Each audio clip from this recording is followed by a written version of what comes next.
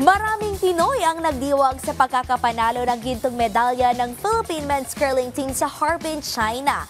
Paano nga ba nagsimula ang sport na ito? Alamin niya sa report ni teammate Jonoel Arante.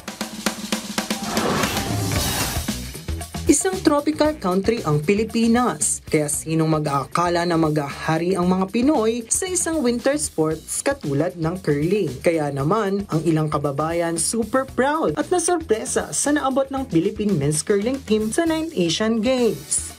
Very good kasi malaking challenge sa mga Pilipino lalo na sa mga Winter Olympics o Winter Games. Dahil nga wala tayong, hindi naman ganun ang ating weather.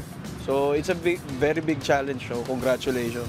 Very proud po kasi napapakita po ng mga Pilipino na may taglay po silang galing pagdating sa mga iba't ibang larangan po ng sports. Especially po yung sa ganyan pong laro na hindi naman po tayo sanay kasi hindi naman po tayo nakaka-experience ng ganun pong environment.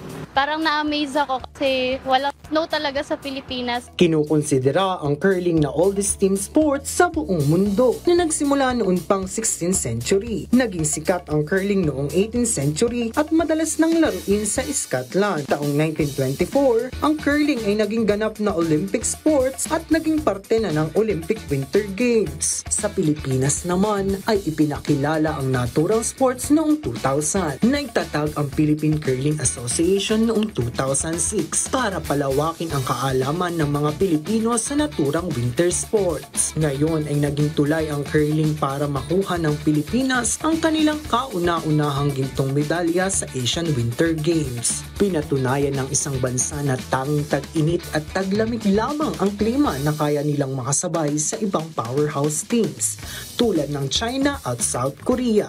Kaya naman ang tanong, ano pang next para sa Philippine curling scene?